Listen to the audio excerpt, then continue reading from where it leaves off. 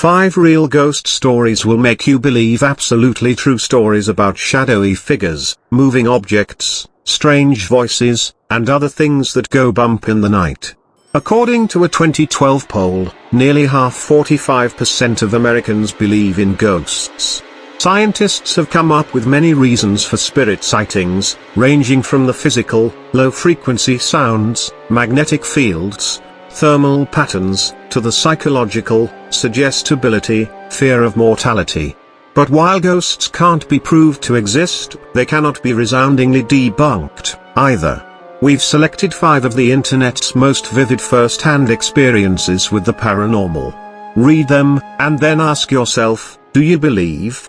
These famous ghost stories have totally logical explanations. The little hands. I've never lived in a haunted house, but my mother did as a teen. Other houses on her street had strange things going on too. A few homes away from her lived a man and his family. One night, one of his daughters went to bed with a bad headache. The next day, she was dead. She passed away from an aneurysm. After the funeral, the family went away to get their minds off the tragedy, and the father asked my uncle and me mom's brother to check on their pets. My mom and dad, they were dating then, went with my uncle. My mother had heard there was a grand piano and she wanted to play it, and my dad was studying to be a veterinarian. After entering the house, my uncle and my father headed to the basement to see the animals, and my mother went to the piano on the ground floor. She was playing it when she felt something brush her ankles. She thought a cat must have left the basement and walked past her. She kept playing, and she felt it again. She looked under the piano and saw nothing. When she started again, she felt hands clasp her legs and grabbed them tightly. She dashed to the basement door, called my uncle and father, and waited for them. When they all walked outside, my uncle could tell my mom was rattled and asked what was wrong. She told him what had happened, and he turned white. He told her the daughter who died used to play a game with her father. When he'd play the piano, she'd crawl underneath, grab his ankles, and push his feet up and down on the pedals. The unseen patient. The ambulance company that I used to work for had a haunted ambulance, Rig 12. A lot of EMTs had stories about it, but I never put much stock in paranormal stuff. That is, until I had my own experience with Rig 12. My partner and I were working in a rural community at 3 a.m., and it was pitch dark and completely quiet. We were both dozing. I was in the driver's seat, and she was in the passenger seat. I woke up to a muffled voice, and I thought my partner was talking. I told her I was trying to sleep and closed my eyes. I distinctly heard a male voice say, "Oh my God, am I dying?" Followed by a few seconds of heavy breathing. My partner and I sat up straight and looked back into the patient compartment, where it sounded like the voice had come from. Things were quiet for a couple seconds, then we heard the click of an oxygen bottle regulator and a hiss, as if it was leaking. I turned on the lights, and we ran out of the rig. I thought a transient might have climbed in while we were asleep, so we opened the rear doors. No one was there. I checked the oxygen bottles, neither was opened. We didn't sleep much after that. The Impish Ghost. My neighbor Diane and I had a playful poltergeist for years, and we called it Billy. I'd come home and find something put in a weird place, milk in a cupboard, toilet paper in the fridge, laundry detergent in the bathtub. Diane once called to ask if Billy had been around, because she couldn't find a gallon of milk. We finally found it outside on her back steps. And sugar down sugar. Every morning, my sugar bowl was empty. When I had enough, I'd point to Diane's home and yell, "Go see Diane."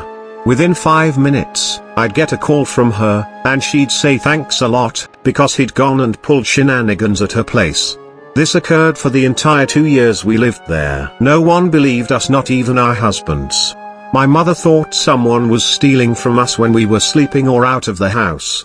My sister believed something was going on but didn't know what. I still can't explain any of it. The Eerie Attic. It seems so cliched to start by saying I don't believe in ghosts, but however, that's where I'm coming from. A few years ago, I moved into a one-bedroom apartment in Melbourne, Australia. It was my first time living on my own. The apartment block had been built in the 1930s. I'd been there for a few months when I came home from work one day and went into the bathroom. I saw something strange. The wooden board covering a hole in the ceiling that led to a small attic space lay broken in two pieces on the ground. I examined the broken pieces. The board was an inch thick, and it would have taken a Bruce Lee to break it. I thought the landlord had sent someone to work on the attic. I was frozen stiff with fear. I thought, someone is up there for sure. I emailed pictures to the landlord asking if anyone had been there, with an undertone of annoyance, since she hadn't warned me. Her reply read, "Please call me as soon as you are able to." I called, and she explained that her last two tenants had said the same thing happened. She promised to replace the board, and she did. A month later, I woke up one night around 4 a.m. I had so many goosebumps, it felt like someone was rubbing his or her hands on me. Everything was silent, but then I heard this sound coming from above my bed. It was a dragging sound, like someone pulling a sack of potatoes. I was frozen stiff with fear. I thought, someone is up there for sure. There is no way an animal could make that sound. After 5 minutes, I managed to work up the courage to turn on the light and walk to the bathroom. I was armed with a cricket bat. When I looked, I saw that the new board covering the hole was broken in two. I felt sick. The dragging sound had stopped. But I heard something else whispering. The sound was clear and coming from the attic. It sounded like children's voices, and I could hear one sentence repeated over and over. "It's your turn, it's your turn." I switched on every light in the apartment to make things feel normal. It was 5 a.m. and dark outside. I watched TV to try to unwind. Then a fuse blew. My pet budgie, Dexter, whom I kept in the kitchen, usually never made a sound at night, but he started squawking like he was being strangled. I'd never heard him make those sorts of noises. He was screaming. I grabbed my car keys, ran out, sat in my car, and waited there until the sun came up. When I saw people walking their dogs, this comforted me enough to go back in. The front door was open, but I thought I hadn't closed it when I'd run out. I went to the kitchen to check on Dexter, and he wasn't in his cage. I felt sick again. All my windows were closed, so I looked everywhere inside. When I walked to the bathroom, I heard splashing. Dexter was half drowned in the toilet. I took him out, washed him, and dried him. I was so confused. At 8 a.m., I called the landlord and gave her a watered-down version of the night. "Oh, wow, you heard the whispering too," she said. I stayed in that apartment for another 18 months. I heard the whispering on a few occasions, and twice the board covering the hole in the ceiling moved. Although I live elsewhere, the landlord recently called. She said that her new tenants had begged to speak with me about some of the stuff that's been going on there. Forget it's their problem now. The boy with no eyes. One night when I was 10, I was woken up by my bedroom door opening, followed by someone sitting on my bed. I felt my leg grazed and the bed sink under a person's weight. Thinking it was my mom, I opened my eyes to see a eyeless boy. He had black empty sockets, about my age, sitting at the foot of my bed. He extended his hand, and in it was a little box. I was startled but reached out. He pulled back. I reached again and said, "Give it." Then I blinked, and when I reopened my eyes, he was gone, but the imprint of someone sitting on my bed was present. Fast forward 5 years.